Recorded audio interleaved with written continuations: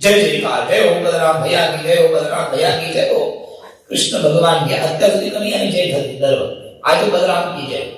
પહેલી વાર જય જયકાર જુલુસ નીકળ્યું અને ઘેર આયા અને ઘેર આવી ખાવાનો સમય થયો એટલે કૃષ્ણ ભગવાન હસતા હસતા કીધું, મૈયા તમને ખબર છે આજે શું કર્યું આમણે કઈ ગધેડું મારી, બોલો જય શ્રી કૃષ્ણ। અને બલરામ મગજ ગયું કે કનૈયા તું કરે તો જય જયકાર, અમે કરી ગધેડું માર્યું, જા તારી જોડે કાલે મારે ગાય ચરાવવા આવવું જ નથી, હું ઘેર જઈશ। ભગવાને કેમ તો કે આવતીકાલે મારે કાલીય નામને મારવાનું છે અને તમે શ્રેષ્ઠનો અવતાર છે, તમારી આગળ મારાથી સર્પને મરાય નહીં, તમે ઘેર રહો તો જ મારું કામ થાય।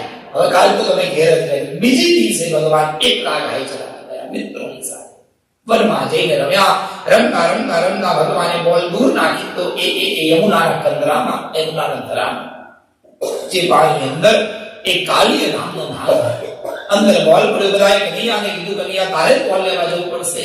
કૃષ્ણ ભગવાન કદમના ઝાડ પર ચડ્યા, છલાંગ લગાડીને ભગવાન એ પાણીની અંદર પાતાળમાં ગયા છે અને કાલીય નાગ શું નાગનો બધી આવીને કનૈયાને સમજાવો કે હે કૃષ્ણ તમે જતા રહો, નગર હમણાં મારો પતિ જાગશે અને મારશે। એની ઉપર આપણે બહુ સુંદર પદ લખાયું છે, જળ કમળ છાડી જાને સ્વામી અમારો જાગશે, જાગશે ને તને મારશે ને બાળ હત્યા લાગશે। કેટલા સુંદર ભાવ લખ્યા।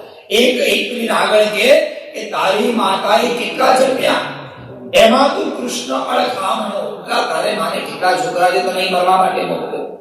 એટલે કૃષ્ણ કે મારી માતાએ કેવું જન્મ્યા, એમાં હું નટવર નાનો બધાને વાલો હોય, બોલો જય શ્રી કૃષ્ણ। મોટી છોકરી હોય કે છોકરો ડઝન લાગે, નાનો છોકરો બધાને ઘરમાં વાલો લાગે, એ ગુસ્સો કરે તોય ગમે, એ લવવા લે તોય ગમે, નાનો હંમેશા નાનો। મારી માતાએ કેવું જન્મ્યા, એમાં હું નટવર નાનો, હું બહુ વાલો છું। આવી સુંદર ચર્ચા થઈ। પૂછ કરડી પકડી મૂછ મરડી, કાનાએ નાગને જગાડ્યો। કૃષ્ણ ભગવાને એ કાલીય નાગની પૂછ પકડી, મૂછ મરડી અને જગાડ્યો। અને પછી એની સાથે ભગવાન યુદ્ધ કર્યું અને ભગવાન છલાંગ લગાડી લડતા લડતા લડતા એ કાલીય નાગના મસ્તક પર ઉભા રહ્યા। મસ્તક પર જ્યાં ભગવાનનો પગ પડ્યો ત્યાં તો એ કાલીય નાગનું મને શાંત થયું।